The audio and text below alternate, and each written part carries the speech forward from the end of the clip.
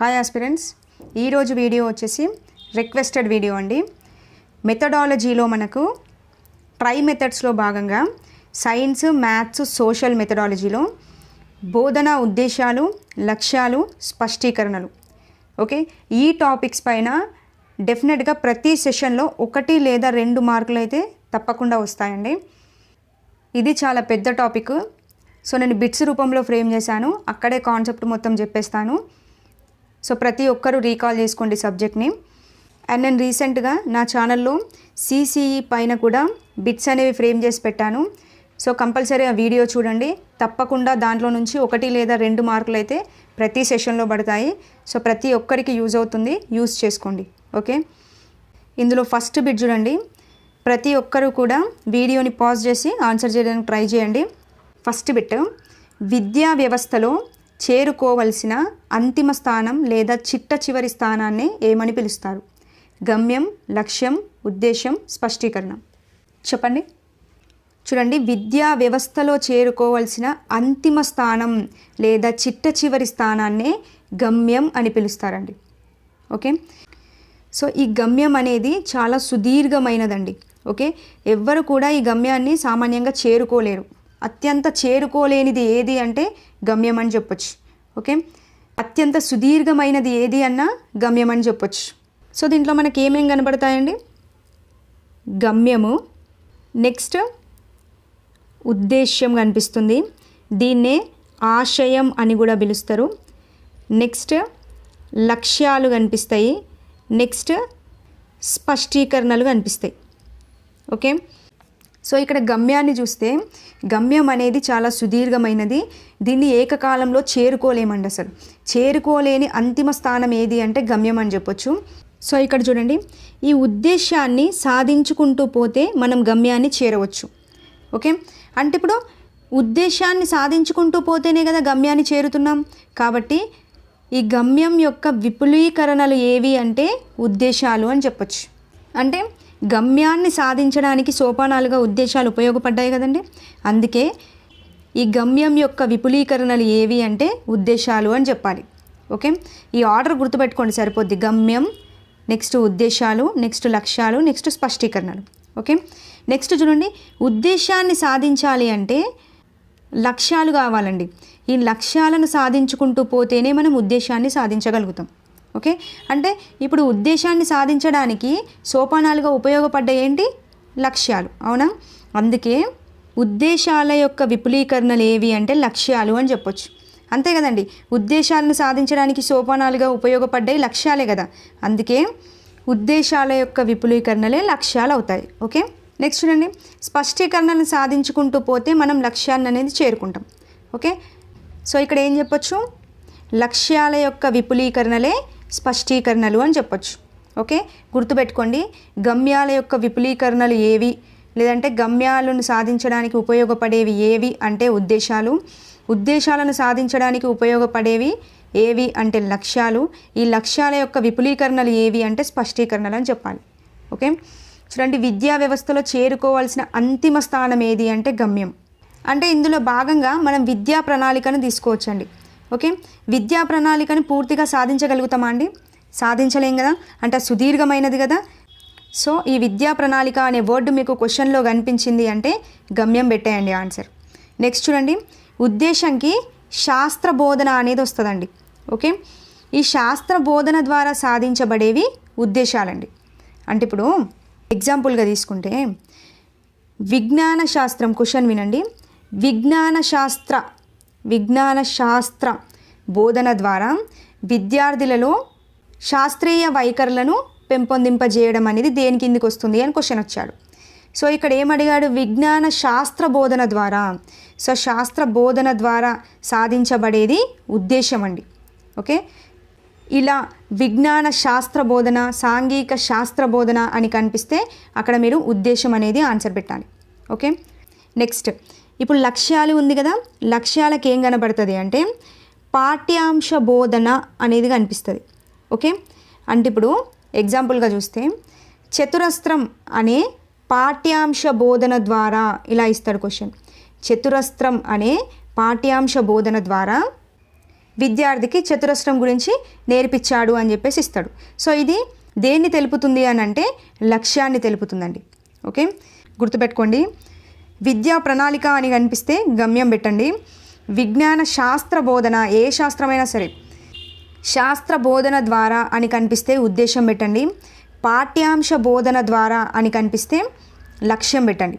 Okay, స్పష్టీకరణలు అంటే ఏంటంటే ఇప్పుడు ఇక్కడ పాఠ్యాంశ బోధన ద్వారా సాధించేటివి లక్ష్యాలు, ఈ పాఠం బోధించిన తరువాత కనబడేవి స్పష్టీకరణలు అండి. ఓకే, ఇలాగే ఇస్తాడు క్వశ్చను.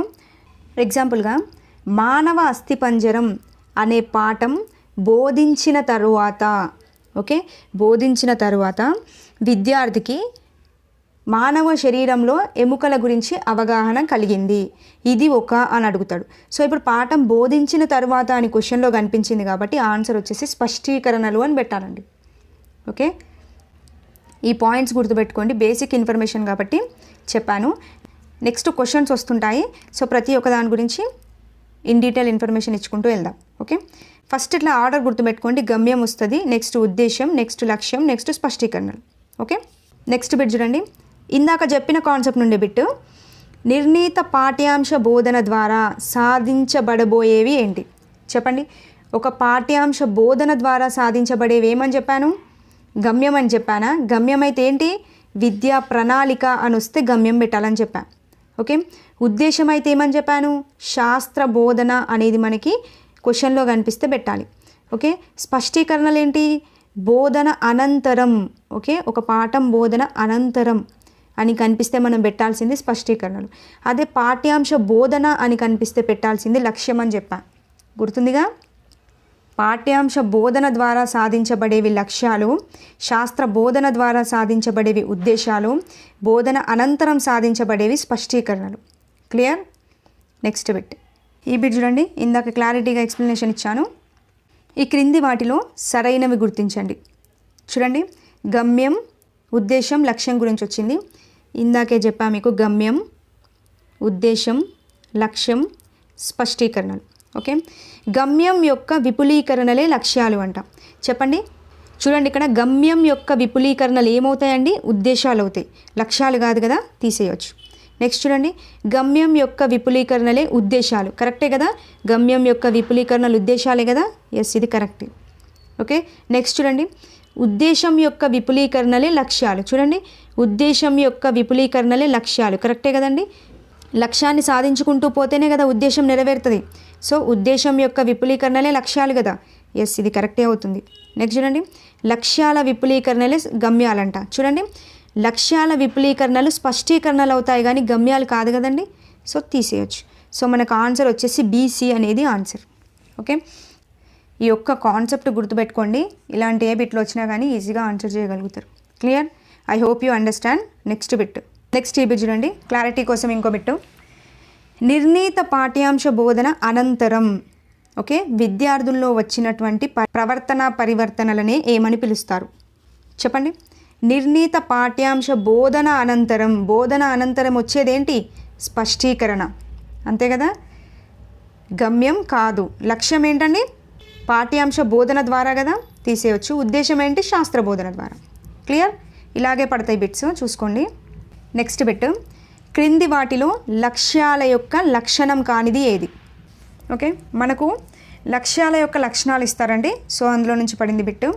చూడండి, విద్యార్థుల ప్రవర్తనలో కలిగిన మార్పులను సూచించాలి. ఎస్, కరెక్టేనండి. లక్ష్యం యొక్క లక్షణం ఇది. విద్యార్థుల ప్రవర్తనలో కలిగిన మార్పులను సూచించేదిగా ఉండాలి లక్ష్యం అనేది. అసంపూర్ణ వాక్యాలుగా రాసుకోవచ్చు, కరెక్టా అండి? కాదండి, లక్ష్యం అనేది సంపూర్ణ వాక్యాలుగా రాయాలండి కంపల్సరీగా లక్ష్యంలో. ఓకే, సంపూర్ణ వాక్యాలుగా రాసుకోవాలి. పరిశీలింపదగినదై ఉండాలి. ఎస్, పరిశీలింపదగినదై ఉండాలి. మార్పుకు అనుకూలంగా ఉండాలి. ఓకే, అంతేకాకుండా ఇంకా చాలా ఉంటాయి. కొలవదగినదై ఉండాలి, ఖచ్చితంగా ఉండాలి, స్పష్టంగా ఉండాలి, అండ్ ఒక భావనను మాత్రమే వ్రాయబడాలి, అండ్ కేవలం సరళ వాక్యాల్లో మాత్రమే రాయాలి, సందిగ్ధంగా ఉండకూడదు, అంటే కన్ఫ్యూజన్ చేసేటట్టుగా ఉండకూడదు, భిన్న అర్థాలు ఇచ్చే పదాలను వాడకూడదు, అండ్ మూల్యాంకనం చేయడానికి వీలుగా ఉండాలి. ఇలా కొన్ని పాయింట్స్ ఉంటాయి. సో ఇన్ కేస్ ఈ లక్ష్యాలపైన బిట్టు పడితే ఇలా స్టేట్మెంట్లో ఫ్రేమ్ చేస్తే మాత్రం ఈజీగా ఐడెంటిఫై చేయొచ్చు. ఓకే, ఇక్కడ ఆన్సర్ వచ్చేసి అసంపూర్ణ వాక్యాలుగా రాసుకోవచ్చు అని అన్నారు కదా. సో రాసుకోకూడదు, సంపూర్ణ వాక్యాలుగా రాసుకోవాలి. ఓకే, నెక్స్ట్ బిట్ చూడండి. క్రింది వాటిలో సరైన స్టేట్మెంట్. ఆశయం అనేది, ఆశయం అంటే ఏంటండి? ఉద్దేశం కదా. సో ఈ ఉద్దేశం అనేది బోధించే విషయాన్ని బట్టి మారుతుందంట. కరెక్టా అండి? కాదు కదండి. ఈ ఆశయం అనేది సార్వత్రికాలండి. సార్వత్రికాలు అంటే బోధించే విషయాన్ని బట్టి మారకుండా స్థిరంగా ఉంటాయి. ఓకే, బోధించే విషయాన్ని బట్టి మారవివి, స్థిరంగా ఉంటాయి. నెక్స్ట్ చూడండి.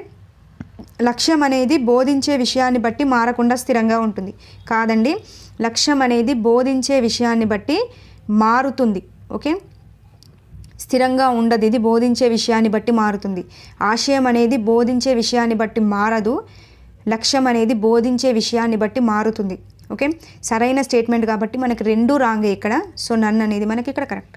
ఓకే, ఈ పాయింట్స్ గుర్తుపెట్టుకోండి. నెక్స్ట్ బిట్ చూడండి. తరగతి గది బోధనకు మార్గదర్శకత్వం వహించేవి ఏంటి? చెప్పండి. గమ్యం, లక్ష్యం, ఉద్దేశం, స్పష్టీకరణలు. ఓకే, ఇక్కడ తరగతి గది బోధనకు మార్గదర్శకత్వం వహించేవి లక్ష్యం అండి. ఓకే, అసలు లక్ష్యం అంటే ఏంటి? ఇప్పటివరకు మాట్లాడుతున్నాం కదా. మరి లక్ష్యం అంటే ఏంటి? ఏమని చెప్పా? లక్ష్యం కనిపించింది అంటే పాఠ్యాంశ బోధన అనేది మనకి కనిపిస్తే లక్ష్యం అని పెట్టండి అని చెప్పా. అవునా? అంటే పాఠ్యాంశ బోధన ద్వారా సాధించబడేవి లక్ష్యాలు. సో లక్ష్యం అంటే ఏంటి? ఒక ఉపాధ్యాయుడు తరగతి గది బోధన ప్రారంభం కంటే ముందే, అంటే బోధించడం ప్రారంభించే కంటే ముందే విద్యార్థులకు ఏదో ఒకటి నేర్పించాలనుకుంటాడు. అవునా? ఆ ఏదో ఒకటి నేర్పించాలనుకుంటాడు చూడు, అదే లక్ష్యం అండి. ఓకే, అంటే ఉపాధ్యాయుడు తరగతి గది బోధన ప్రారంభించే కంటే ముందే విద్యార్థులకు అతను ఏదైతే నేర్పించాలని అనుకుంటున్నాడో అదే లక్ష్యం అవుతుంది. ఓకే, అది ఏ విధంగా చెప్తాడు? ఒక పాఠ్యాంశ బోధన ద్వారానే కదండి చెప్పేది అది. సో ఈ పాఠ్యాంశ బోధన ద్వారా సాధించబడేది ఏంటి? లక్ష్యం. ఓకే, అంటే ఇది పాఠ్యాంశ బోధన ద్వారా లక్ష్యం సాధించబడుతుంది అంటే ఇది తరగతి గది బోధనకే కదా మార్గదర్శకత్వం వహిస్తుంది. ఎస్. నెక్స్ట్ చూడండి. ఇప్పుడు ఒక లక్ష్యం పెట్టుకొని ఉపాధ్యాయుడు క్లాస్కి వచ్చిండు, ఒక లెసన్ చెప్పిండు, పిల్లలందరూ ఆ లెసన్ విన్నారు. ఆ లెసన్ విన్న తర్వాత పిల్లల్లో ఎంతో కొంత వారి ప్రవర్తనలో మార్పు వస్తుంది కదండి. ఇలా ఉపాధ్యాయుడు చెప్పిన పాఠ్యాంశం బోధన అయిపోయిన తర్వాత విద్యార్థి ప్రవర్తనలో ఎంతో కొంత మార్పు వచ్చింది కదా. ఈ ప్రవర్తనలో వచ్చిన పరివర్తనలనే స్పష్టీకరణలు అంటారు. ఓకే, అర్థమైందా? ఇప్పుడు ఉపాధ్యాయుడు వచ్చి ఏదో ఒక లక్ష్యం పెట్టుకొని వచ్చి పిల్లలకి క్లాస్ చెప్పిండు, ఆ క్లాసు పిల్లలు విన్నరు. సో ఆ క్లాస్ మొత్తం అయిపోయిన తర్వాత విద్యార్థి ప్రవర్తనలో ఎంతో కొంత మార్పు వస్తుంది. సో ఇక్కడ విద్యార్థి ప్రవర్తనలో వచ్చిన పరివర్తనలనే స్పష్టీకరణలు అంటారు. అందుకే నేను ఇందాక చెప్పిన కాన్సెప్ట్లో చూడండి, పాఠ్యాంశ బోధన అని కనబడితే లక్ష్యం పెట్టండి అని చెప్పాను. పాఠం అనంతరం అని కనబడితే స్పష్టీకరణలు పెట్టండి అని చెప్పాను. ఎందుకు అంటే ఇది కాన్సెప్ట్ ఇక్కడ. ఓకే, అంటే ఇప్పుడు చూడండి, ఈ స్పష్టీకరణలు ఏం తెలుపుతాయండి? బోధన జరిగిందా లేదా అనేది మనకు క్లారిటీ ఇస్తాయి కదండి స్పష్టీకరణలు. అంటే బోధన జరిగింది అనడానికి సాక్ష్యాలుగా మనకి స్పష్టీకరణలు అనేవి ఉపయోగపడతాయి. ఓకే, అంటే ఇప్పుడు ఇక్కడ లక్ష్యాన్ని ఎవరు ఏర్పాటు చేసుకున్నారండి? ఉపాధ్యాయుడు ఏర్పాటు చేసుకున్నాడు. సో ఉపాధ్యాయునికి సంబంధించింది లక్ష్యం అయితే విద్యార్థి ప్రవర్తనలో వచ్చిన మార్పులని స్పష్టీకరణలు అన్నాం కదా. సో స్పష్టీకరణలు ఇప్పుడు ఎవరికి సంబంధించినవి అని చెప్పొచ్చు? విద్యార్థికి సంబంధించినవి అని చెప్పొచ్చు. సో ఇప్పుడు క్లారిటీ వచ్చింది కదా అందరికీ. ఈ స్పష్టీకరణల పైన చాలాసార్లు బిట్టుబడిందండి. పాఠ్యాంశ బోధన అనంతరం విద్యార్థి ప్రవర్తనలో వచ్చే పరివర్తనలనే స్పష్టీకరణలు అంటారు. ఈ పాయింట్ గుర్తుపెట్టుకోండి. ఓకే, అంటే ఇప్పుడు ఏంటి? తరగతి గది బోధనకు మార్గదర్శకత్వం వహించేవి లక్ష్యాలు. మరి స్పష్టీకరణలు ఏంటి? దేనికి సాక్ష్యాధారాలుగా ఉంటాయండి? విద్యాభ్యాసం జరిగిందా లేదా అని తెలుపుతాయి కదా. సో విద్యాభ్యాసనానికి సాక్ష్యాధారాలుగా ఉండేటివి ఏంటి అంటే స్పష్టీకరణలు. ఓకే, గుర్తుపెట్టుకోండి, విద్యా అభ్యసనానికి సాక్ష్యాధారాలుగా ఉండేవి ఏంటి అంటే స్పష్టీకరణలు. క్లియర్?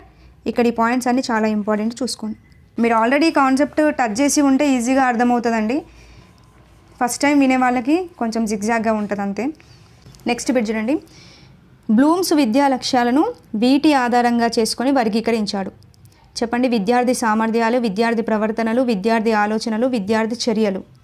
చెప్పండి. బ్లూమ్స్ వర్గీకరణ చదివారు కదా. బ్లూమ్స్ వేటిని ఆధారంగా చేసుకొని వర్గీకరణ చేశాడండి? విద్యార్థి యొక్క ప్రవర్తనలను ఆధారంగా చేసుకొని వర్గీకరణ చేస్తాడు. ఓకే, ఇక్కడ విద్యార్థి ప్రవర్తనని మూడు భాగాలుగా విభజిస్తాడండి. ఆ 3 భాగాలపైనే మనకి కాన్సెప్ట్ మొత్తం డిపెండ్ అయి ఉంటుంది. సో ఆ భాగాలు ఏంటి?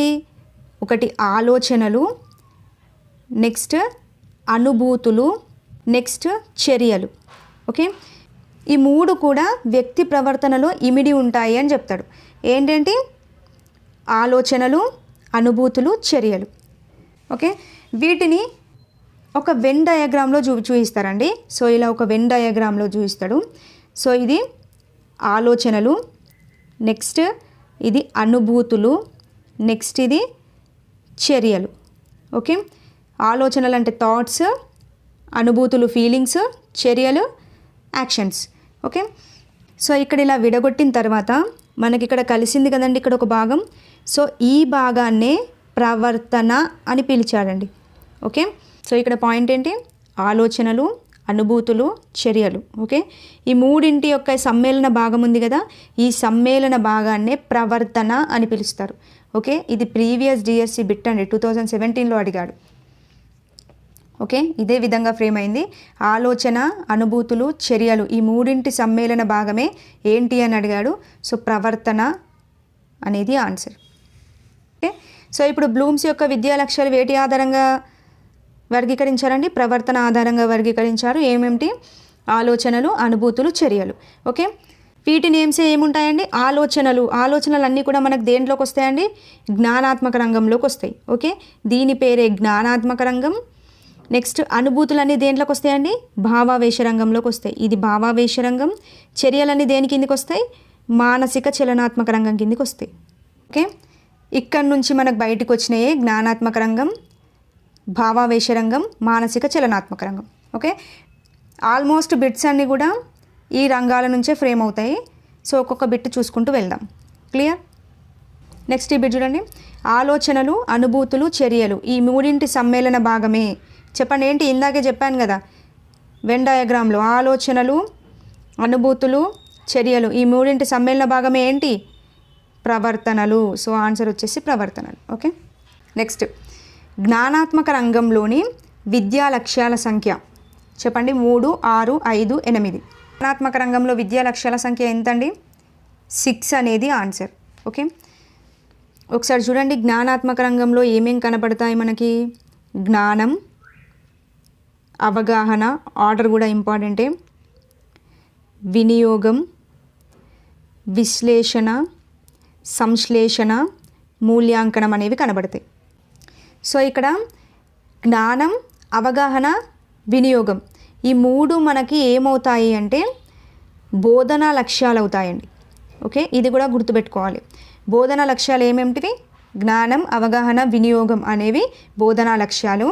మరి విద్యా లక్ష్యాలు ఏవి అంటే ఇవన్నీ వస్తాయి. జ్ఞానం, అవగాహన, వినియోగం, విశ్లేషణ, సంశ్లేషణ, మూల్యాంకనం. ఓకే, ఈ 6 కూడా మనకు విద్యా లక్ష్యాలు. బోధనా లక్ష్యాలు అడిగితే ఈ 3 పెట్టాలి, విద్యా లక్ష్యాలు అడిగితే ఈ 6 పెట్టాలి. ఓకే, గుర్తుపెట్టుకోండి. నెక్స్ట్ పెట్టాం. సరాసరి సూత్రం అనే పూరణ ప్రశ్న ద్వారా ఏ లక్ష్యాన్ని పరీక్షించవచ్చు?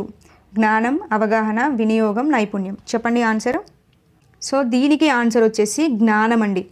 ఎందుకు జ్ఞానం అవుతుంది అంటే అసలు జ్ఞానం అంటే ఏంటండి? ఉన్నది ఉన్నట్టుగా చెప్పడం అండి.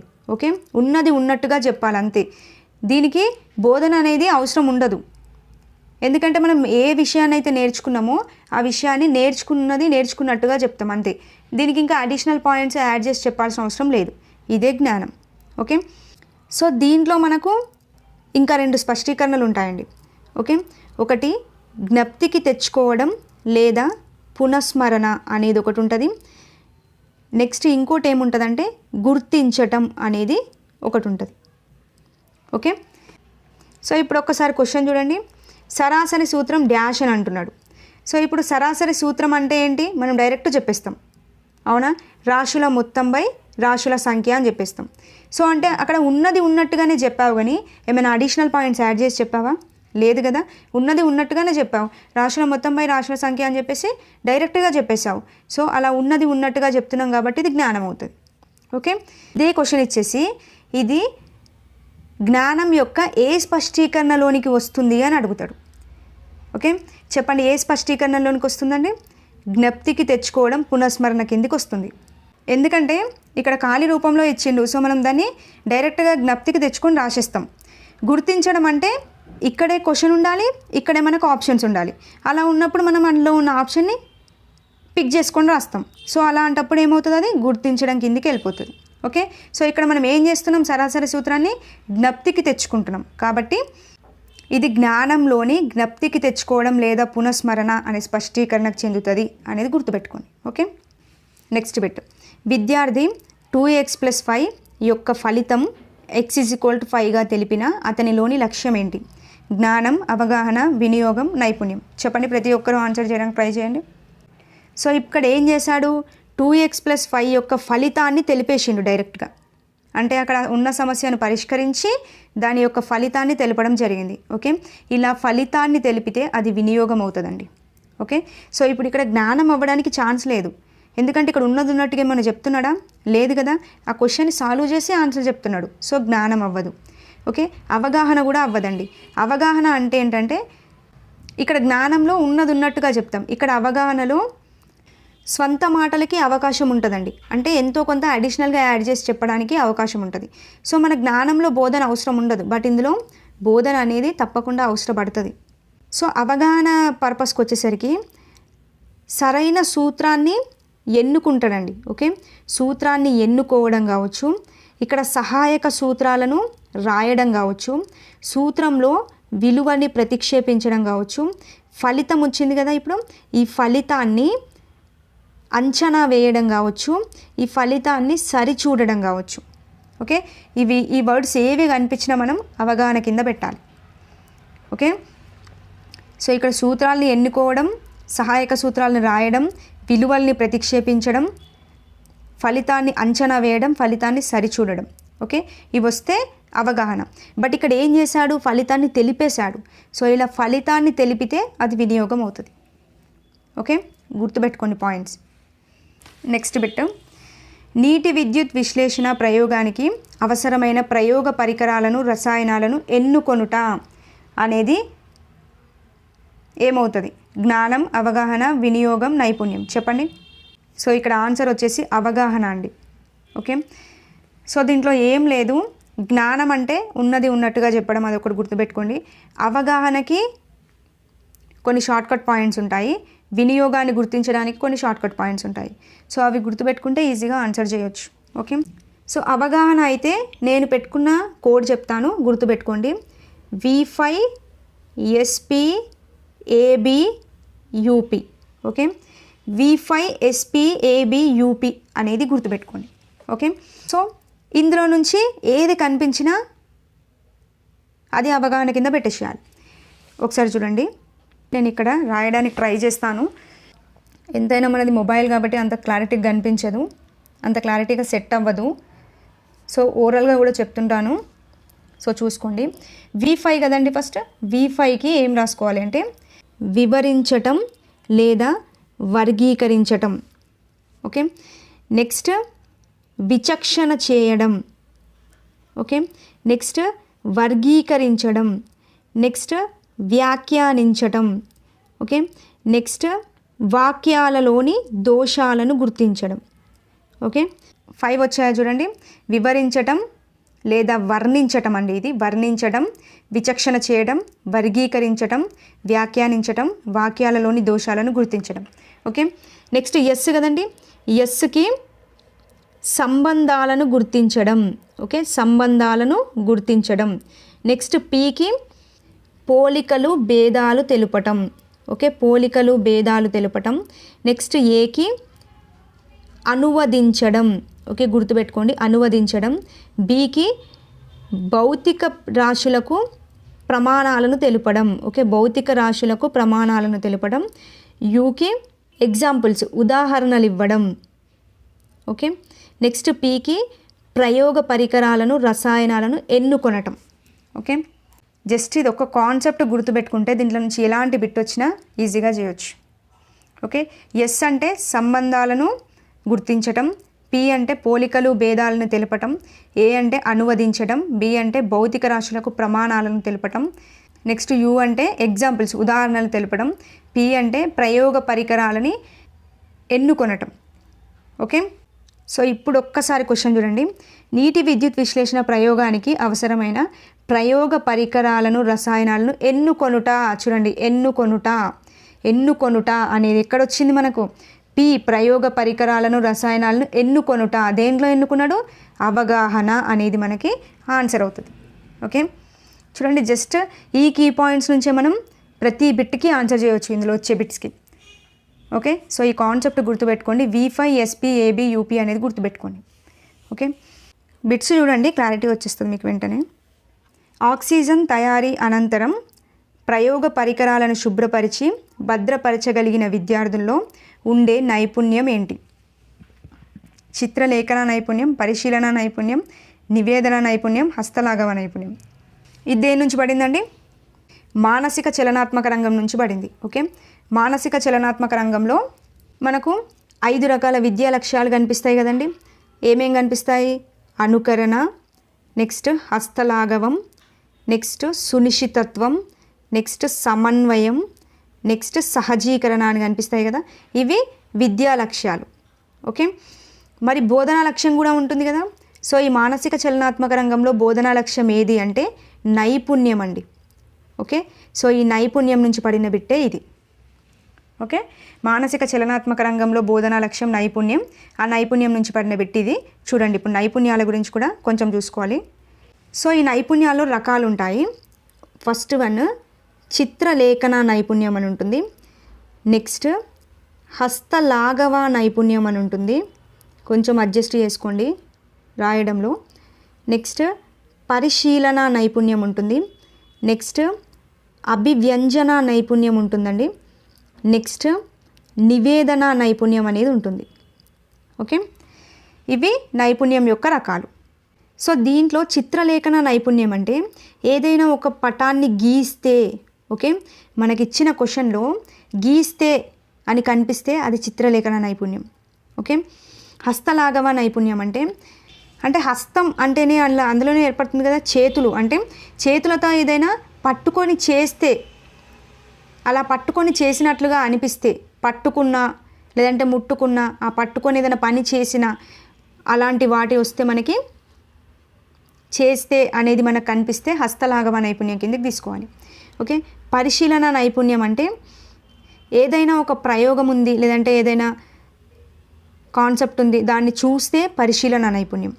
ఓకే, నెక్స్ట్ అభివ్యంజన నైపుణ్యం అంటే దేని గురించి అన్నా చెప్తే అది అభివ్యంజన నైపుణ్యం. సో ఇవన్నింటి గురించి రాస్తే అది నివేదన నైపుణ్యం అవుతుంది.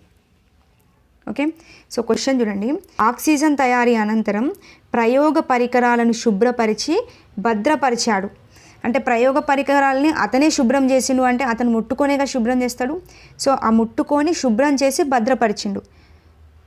సో అలా చేయితో పట్టుకున్నాడు అంటే అది దేని కిందికి వస్తుందండి చెప్పండి? హస్తలాఘవ నైపుణ్యం కిందికి వస్తుంది. అవునా? సో ఆన్సర్ హస్తలాఘవ నైపుణ్యం. ఎందుకంటే పరికరాన్ని టచ్ చేసి చేశాడు అంటే అది హస్తలాఘవమే. ఇందాకే చెప్పాను కదా, హస్త అంటే ముట్టుకోవడం. సో ముట్టుకొని చేసిండు కాబట్టి హస్తలాఘవ నైపుణ్యం కిందికి వెళ్ళిపోతుంది. ఓకే, సో చిత్రలేఖన కాదు. ఇప్పుడు ఆక్సిజన్ తయారీకి సంబంధించిన ప్రయోగాన్ని అతను ఒక చార్టుపై గీశాడు అని ఇస్తే అది చిత్రలేఖనం అవుతుంది. ఓకే, పరిశీలన అవ్వదు. పరిశీలన అంటే జస్ట్ ఆక్సిజన్ తయారీ ప్రయోగాన్ని అతను చూస్తూ పరిశీలిస్తున్నాడు అని అంటే చూస్తే అని వచ్చింది కదా. సో అలాంటి అప్పుడు పరిశీలన పెట్టాలి. నెక్స్ట్ నివేదన కాదు. ఇదే క్వశ్చన్ని ఆక్సిజన్ తయారీ అనంతరం అది ఎలా తయారయ్యిందో మొత్తం ఒక నివేదన రూపంలో రాస్తున్నాడు. సో రాస్తే అని వస్తే నివేదన నైపుణ్యం పెట్టాలి. ఓకే, సో ఇక్కడ ఏం చేశాడు? ప్రయోగ పరికరాలను పట్టుకొని శుభ్రపరిచి భద్రపరిచాడు కాబట్టి హస్తలాఘవ నైపుణ్యం అనేది ఆన్సర్. ఇది గుర్తుపెట్టుకోండి, బిట్ ఫ్రేమ్ అయితే అయ్యే ఛాన్స్ ఉంటుంది. నెక్స్ట్, విద్యార్థి సమస్య సాధించేటప్పుడు అనవసరమైన సోపానాలను తొలగించేసి సమస్యను వేగంగాను ఖచ్చితంగాను సాధించగలిగిన ఇది విద్యార్థులను ఈ లక్ష్యాన్ని సూచిస్తుంది. జ్ఞానం, అవగాహన, వినియోగం, నైపుణ్యం. చెప్పండి. సో దీనికి ఆన్సర్ వచ్చేసి నైపుణ్యం అండి. ఎందుకు నైపుణ్యం అంటే అనవసరంగా ఉన్న సోపానాలను తొలగించేసిండు. తొలగించేసి వేగంగా ఖచ్చితంగా చేశాడు. సో ఈ వేగం ఖచ్చితత్వం అనేది మనకు మానసిక చలనాత్మక రంగంలో కనిపిస్తాయండి. ఓకే, అది కూడా నైపుణ్యంలో మనకి కనిపించడం జరుగుతుంది.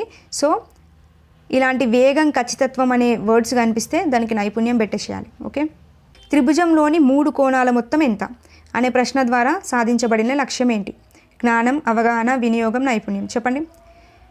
చూడండి, త్రిభుజంలోని 3 కోణాల మొత్తం ఎంత అని అడగగానే డైరెక్ట్గా మీరు ఆన్సర్ చెప్పేస్తారా? ఏమైనా థింక్ చేస్తారా? ఇంకా అడిషనల్గా ఏమైనా యాడ్ చేస్తారా? లేదు కదా. డైరెక్ట్గా త్రిభుజంలోని 3 కోణాల మొత్తం ఎంత అంటే 180 degrees అని చెప్పేస్తారు. సో అలా చెప్పేస్తే ఏంటది? జ్ఞానం. ఓకే, అడిషనల్గా యాడ్ చేస్తే అవగాహన. ఓకే, దానికి అడిషనల్గా యాడ్ చేయడమే కాకుండా సమస్య పరిష్కారం చేసి నీ అభిప్రాయాన్ని కూడా తెలిపితే వినియోగం అవుతుంది. ఓకే, సో ఇప్పుడు ఇక్కడ ఆన్సర్ వచ్చేసి జ్ఞానం. ఈ జ్ఞానంలో కూడా ఏమవుతుందండి? జ్ఞప్తికి తెచ్చుకోవడం. చెప్పాను కదా, జ్ఞప్తికి తెచ్చుకోవడం, పునఃస్మరణ, గుర్తించడం అని. ఇది జ్ఞప్తికి తెచ్చుకోవడం అనే స్పష్టీకరణ అవుతుంది. సమస్యను సాధించడానికి విద్యార్థి నూతన పద్ధతిని సూచించాడు. అతనిలో లక్ష్యం. చెప్పండి. ఇలా నూతన పద్ధతులను సూచించాడు కదా, ఇది ఇక్కడ కీ పాయింట్. నూతన పద్ధతిని సూచించడం అనేది కీ పాయింట్. ఓకే, ఈ కీ పాయింట్ అనేది మనకి ఎందులో జరుగుతుందండి? వినియోగంలో జరుగుతుంది. ఇందాక అవగాహనలో మనం ఏం చూసాం? V5, SP, AB, UP అని చూసాం కదా. సో అలాగే వినియోగంలో కూడా కొన్ని ఉంటాయి, అవి గుర్తుపెట్టుకోవాలి. ఓకే, వినియోగంలో ఏమేం కనిపిస్తాయి అంటే ఓవరాల్గా కొన్ని చెప్తాను, గుర్తుపెట్టుకోండి. విశ్లేషణ ఒకటి కనిపిస్తుంది. కార్యకారక సంబంధాలను స్థాపించడం అనేది కనిపిస్తుందండి. సో కార్యకారక సంబంధం అంటే ఏంటండి? కారణానికి ఫలితానికి మధ్య గల సంబంధమే కార్యకారక సంబంధం.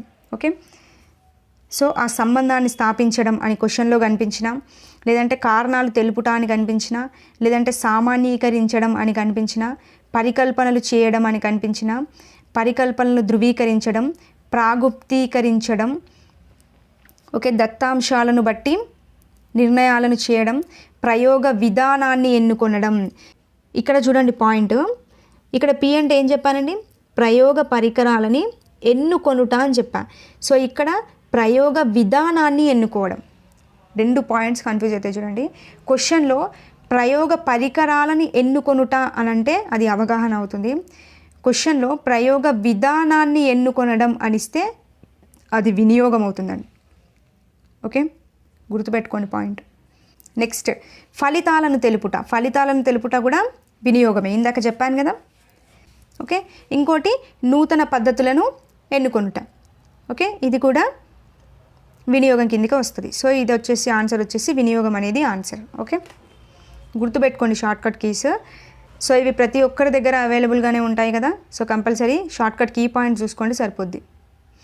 నెక్స్ట్ బిట్, విద్యార్థి I = PTR/100ను P = 100I/TRను రాయగలుగుతున్నాడు. సో దీని ద్వారా విద్యార్థిలో నెరవేరిన లక్ష్యం ఏంటి? ఇది ప్రీవియస్ టెట్ బిట్ అండి. ఓకే, జ్ఞానం, అవగాహన, వినియోగం, నైపుణ్యం. ఇందాక నేను చెప్పిన కాన్సెప్ట్ వింటే ఈజీగా ఆన్సర్ చేసేస్తారు. సో ఆన్సర్ వచ్చేసి అవగాహన అండి. ఓకే, ఎందుకు అవగాహన అవుతుంది? ఇందాక నేను చెప్పాను కదా, సరైన సూత్రాన్ని ఎన్నుకోవడం కావచ్చు, సహాయక సూత్రాలను రాయడం కావచ్చు, సూత్రంలో విలువలను ప్రతిక్షేపించడం కావచ్చు, ఫలితాన్ని అంచనా వేయడం కావచ్చు, ఫలితాలను సరిచూడడం కావచ్చు, ఇవన్నీ కూడా అవగాహన కిందకే వస్తాయని చెప్పాను. జస్ట్ ఫలితాన్ని తెలిపితే అది వినియోగం. సో ఆ ఫలితాన్ని అంచనా వేసిన, విలువల్ని ప్రతిక్షేపించిన, సహాయక సూత్రాన్ని రాసిన, అది అవగాహన కిందకి వస్తుంది. సో ఇక్కడ చూడండి, I = PTR/100ను ఇక్కడ P = 100I/TRగా రాశాడు. అంటే సహాయక సూత్రాన్ని రాశాడు కదండి. చూడండి, సహాయక సూత్రాన్ని రాయడం అనేది ఏమవుతుంది? అవగాహన అవుతుంది. ఓకే, అందుకే చెప్పాయి పాయింట్స్ గుర్తుపెట్టుకోండి, సరిపోద్ది. నెక్స్ట్ బిట్, విద్యార్థి ఒక భిన్నానికి అనేక విధాలుగా సమాన భిన్నాలను రాయవచ్చు అని సామాన్యీకరణ చేశాడు. అయినా ఆ విద్యార్థిలో సాధించిన లక్ష్యం ఏంటి? చెప్పండి. కీ పాయింట్ ఉంది చూడండి, సామాన్యీకరణ చేశాడు. సో సామాన్యీకరణ చేయడం అనేది దేని కిందకి వస్తుందండి? వినియోగం కిందకి వస్తుంది. చెప్పాను కదా, సామాన్యీకరణ చేయడం, పరికల్పనలు చేయడం, ప్రాగుప్తీకరించడం, ఇవన్నీ కూడా దేని కిందకి వస్తాయి? వినియోగం కిందకి వస్తాయి. సో ఆన్సర్ వచ్చేసి వినియోగం. కిరణజన్య సంయోగ క్రియకు కాంతి అవసరమని నిర్ధారణ చేశాడు విద్యార్థి. అతనిలో ఈ లక్ష్యాన్ని సూచించవచ్చు. చెప్పండి, జ్ఞానం, అవగాహన, వినియోగం, నైపుణ్యం ఏమవుతుందండి? సో వినియోగం అవుతుంది. ఎందుకు అవుతుంది వినియోగం? కిరణజన్య సంయోగక్రియకి కాంతి అవసరం అని చెప్పేసి ఫైనల్గా తెలిపిండు, అంటే ఫలితాన్నిగా తెలిపిండు. ఫలితంగా ఏం తెలిపిండు? కాంతి అవసరం అని తెలిపిండు. సో ఇలా ఫలితాన్ని తెలిపితే ఏమవుతుంది? వినియోగం అవుతుంది. ఓకే, నెక్స్ట్, వస్తువుల యొక్క సున్నితత్వాన్ని తెలుసుకున్న వ్యక్తి గాజు వస్తువులను చాలా జాగ్రత్తగా పట్టుకున్నాడు. అతనిలో నెరవేరిన లక్ష్యం ఏంటి? జ్ఞానం, అవగాహన, వినియోగం, నైపుణ్యం. చెప్పండి, ఏం చేసిండు? గాజు వస్తువులను చాలా జాగ్రత్తగా పట్టుకుంటున్నాడు.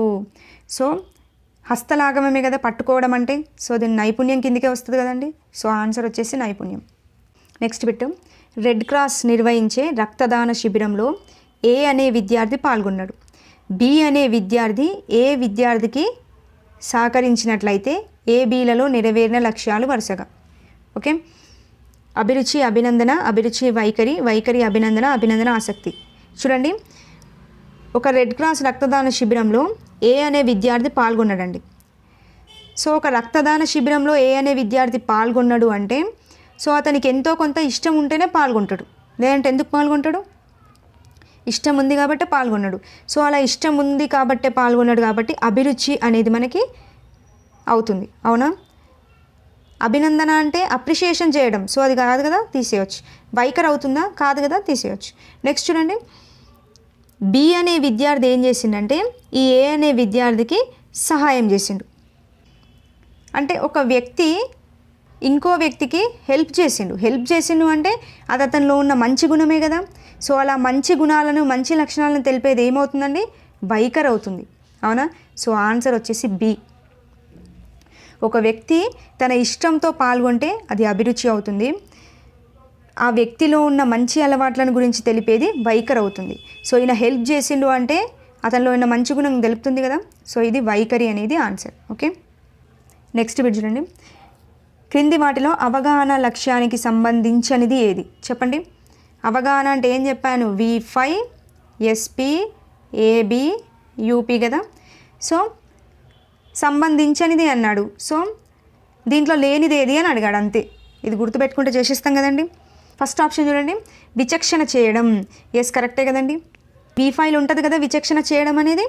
వివరించడం, వర్ణించడం, విచక్షణ చేయడం, వర్గీకరించడం, వ్యాఖ్యానించడం ఉంటుంది కదా.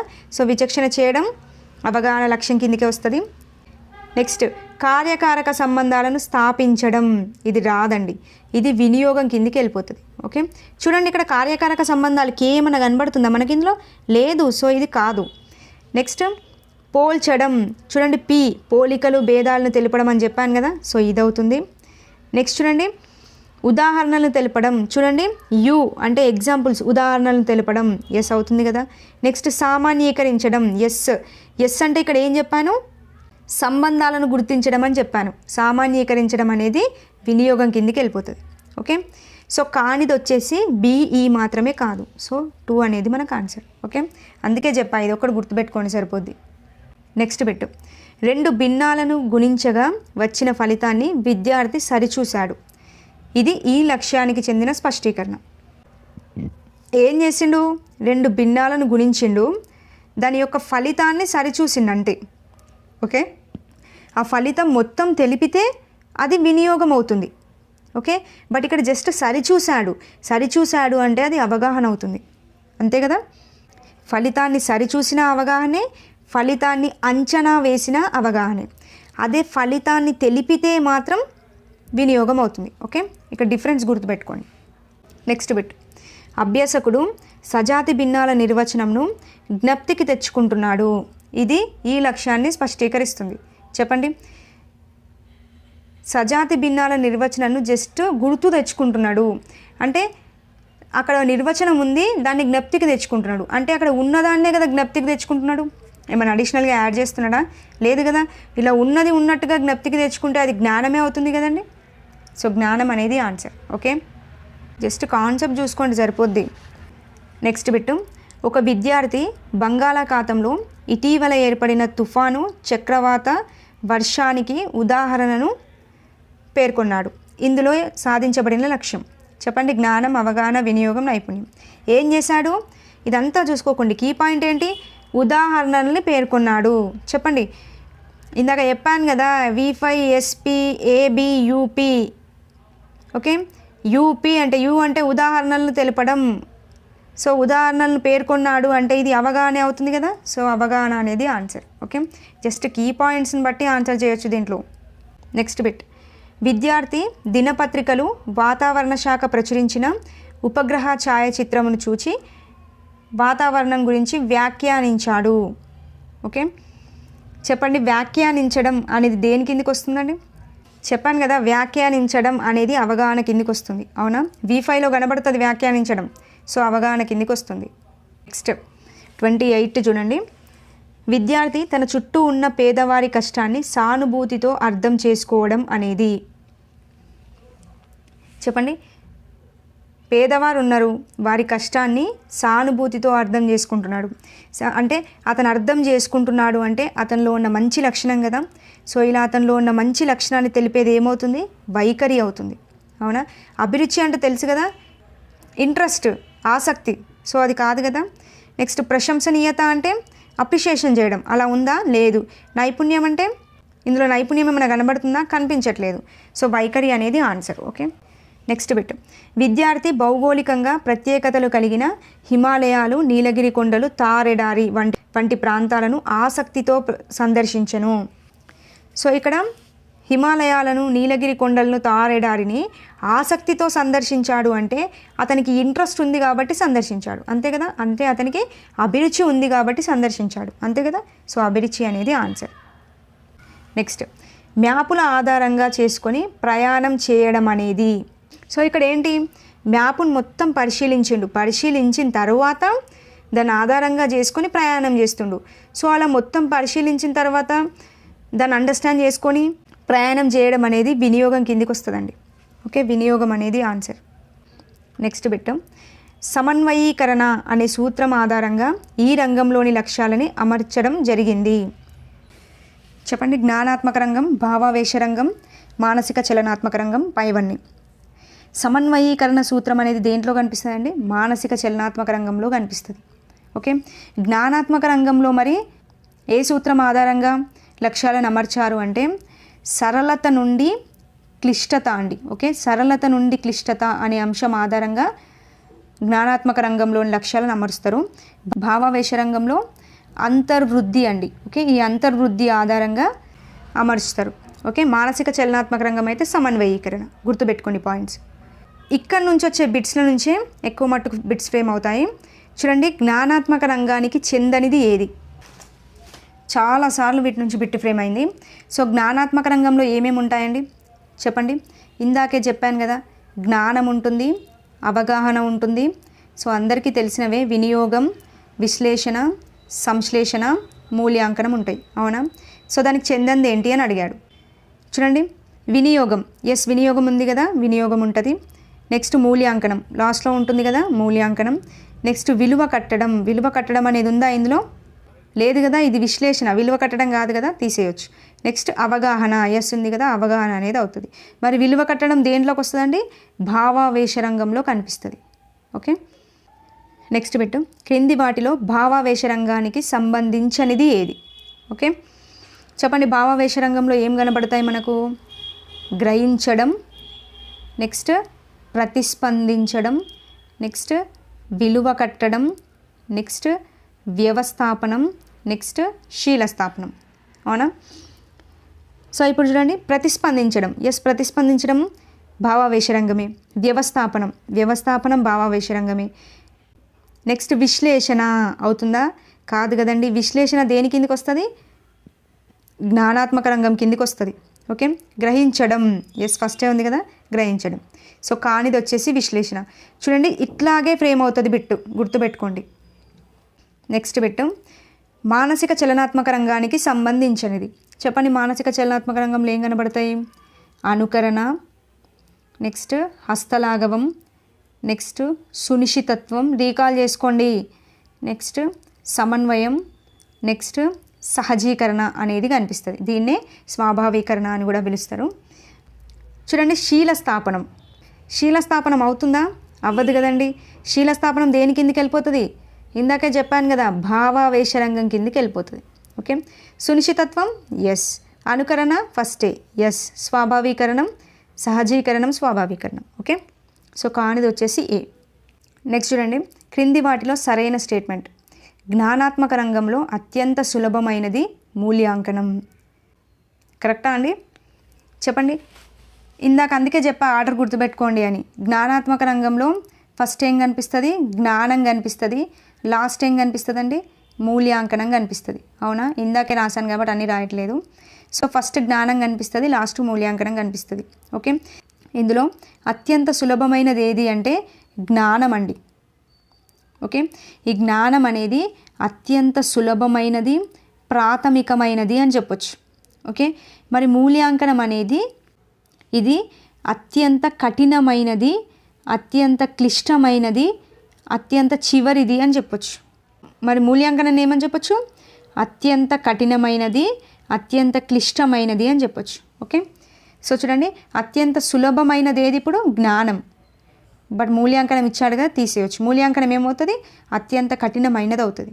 ఓకే, నెక్స్ట్ చూడండి, భావావేశ రంగంలో అత్యంత క్లిష్టమైనది శీలస్థాపన. భావావేశ రంగంలో ఫస్ట్ ఏముంటుందండి? గ్రహించడం ఉంటుంది. లాస్ట్ ఏముంటుందండి?